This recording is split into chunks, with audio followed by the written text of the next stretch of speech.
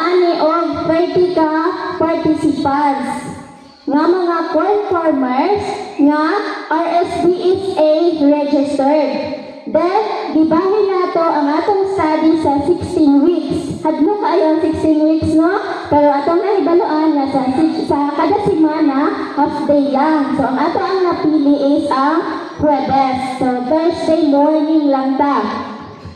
So, karong sugod nato, magkita na po ta sunod Huwebes. So, dito na ta sa ato ang area. Then, ang atong 30 participants, i-divide nato sa katulo. So, tulo ta ka-study ang ato ang pagabuhaton. Ang first study mo ang farmer's practice. So, sa ato ang common nato nga mga practices sa ato ang pagpanguma. Kay, nasayod ko nga mga banggiitan na gigkaayo ka na mag-uuma, no? Kay, base ganila sa profiling na anay 35 years as corn farmer. So, grabe, no?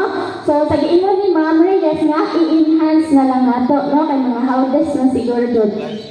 Then, i-compare nato ang second group sa SSLMM, 50% synthetic o 50% organic. Then, ang third group, ikatulong na study mo siya ang SSNM, 100% synthetic tanan. So, diha sa grupo, mo na itong istudihan kung unsa nga grupo, unsa nga application, unsa nga study, ang taas o production.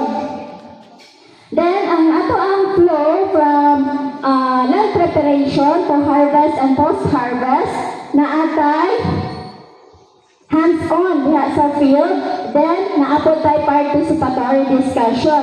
So, ang atong mga activities, mag-conduct og AISA. Ang sa mga AISA, Agro-Ecosystem Analysis. Mahibaluan nato dinha sa field, maato ta sayo sa buntag, makita nato unsa ang mga insekto nga naa dinha, naa ang mga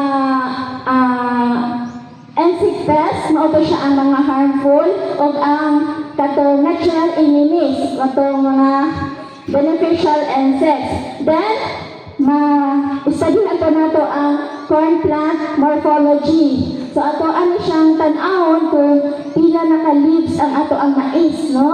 Unsa, number of nodes, number of internodes, unsa katason ang iyahang ear katong iyang puso. Din asa pud siya makitaan ang puso sa ato ang mais. Then makita po tong dissection, no? Mahibal-an nato tong katong mais gikan sa pagtubo, gikan sa punuan nga nalutong na sa yuta nga naa pa daay siya kana dahon dito sa sulod. So makita nato dinhi.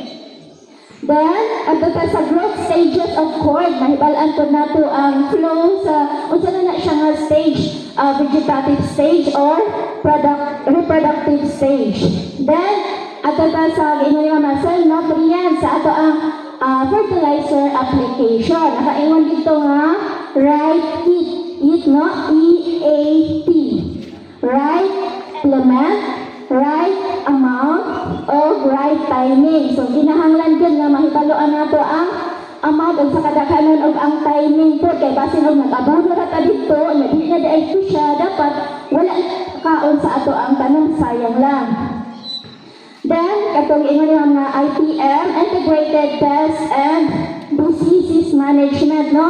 Ma-identify nato kung unsa ang i-atake sa ato ang mais, na ba siya sakit or kani ang i-atake ba siya sa pesti.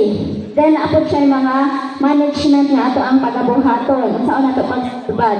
Then, ato ta sa harvesting and post-harvesting. Ato po siyang mainhan ang mature indices, unsa na siya kaguwa nga dapat na siyang harveston o unsa po nga temperature, moisture content nga dapat siya i-store.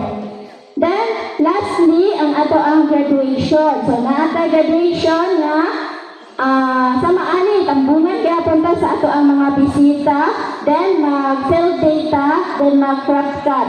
So, hopefully, nga kanina adin hikaron, mapadayon yun ni hangtod sa ato ang graduation. So, daghang salamat and good morning.